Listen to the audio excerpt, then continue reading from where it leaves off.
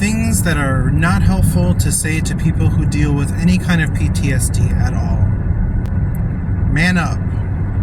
That's not doing anything but invalidating the fact that you're going through pain. Nothing constructive is coming of that, other than showing the other person that you really don't understand them. Other people always have it worse.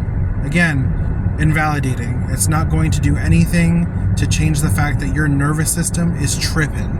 Like, for example, I just got off work. I got into an issue before with a customer because it was so crazy busy.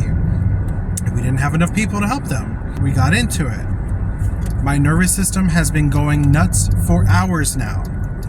For hours.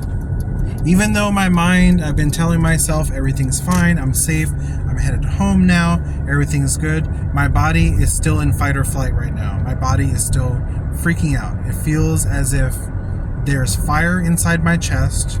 My stomach feels upside down, like I wouldn't be able to eat anything if I tried because I would just throw it right back up. My head is spinning, and it's been going on like that for hours.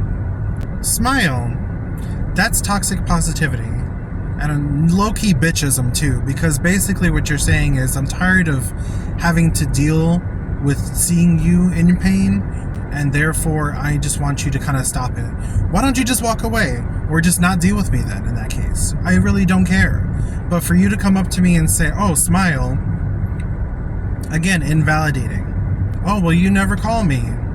Okay, well, you know what? Sometimes when things happen, unfortunately, especially dealing with PTSD, isolation, you withdraw into yourself, and that's exactly the point. You don't talk to anybody. You don't call anyone. But you also not making the effort to call either isn't exactly doing anyone any favors as well, especially if you're going to hold it against the other person afterwards. If you know that someone has a problem or is dealing with something and you choose to ignore their existence and just pretty much, oh, they'll holler if they feel like it. No, they don't. That's why people end up dying, because people just withdraw and then kill themselves. So no, sometimes people withdraw and don't feel like talking. And I'm not saying that it's your responsibility to call them and kind of check up on them if you're not hearing from them. But mocking somebody for not calling you, or kind of putting that in their court and being like, well, that's the reason why things aren't happening. No, you have no idea how much a little bit of support can go. Just a simple text, thinking of you. That could actually make the difference between a really messed up day and a smile on my face that says, wow, somebody actually thought of me today. Everybody's going through something. You're right, everybody is going through something, but I'm not also trying to tell you how to be feeling. So please don't try to tell me how to be feeling. In conclusion, if you don't know what it feels like to be going through what I'm going through, if you haven't been in my shoes before and you haven't been through the pain I'm going through and you can't possibly get it or understand it, don't try to speak on it. Don't try to tell me that what I'm feeling isn't real, because guess what? That's not doing anything but making me think that you're a dick. And then I'm just going to sit there and be like, all right, 10-4, heard on the fact that you don't get it. And some people, you know, they have good intentions. Some people mean well. But I've had random people say things like that to me before. You know, customers or friends, family, all kinds of people have said things like that before. They mean well sometimes, yes. And for those of you who have said things like that to me before, I'm not coming for you personally or trying to say that you're bad or anything like that.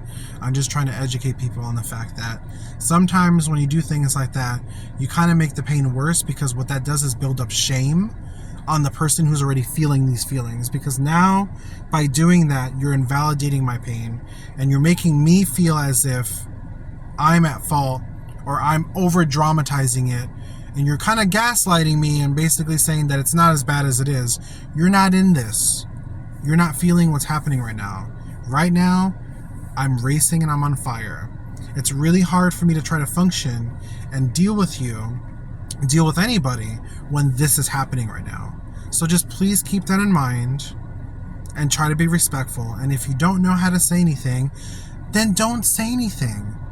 Just be supportive. Just, hey, if anything happens, I'm here for you. I can't imagine what that's like, but thank you. That's it. That's That's all you have to do.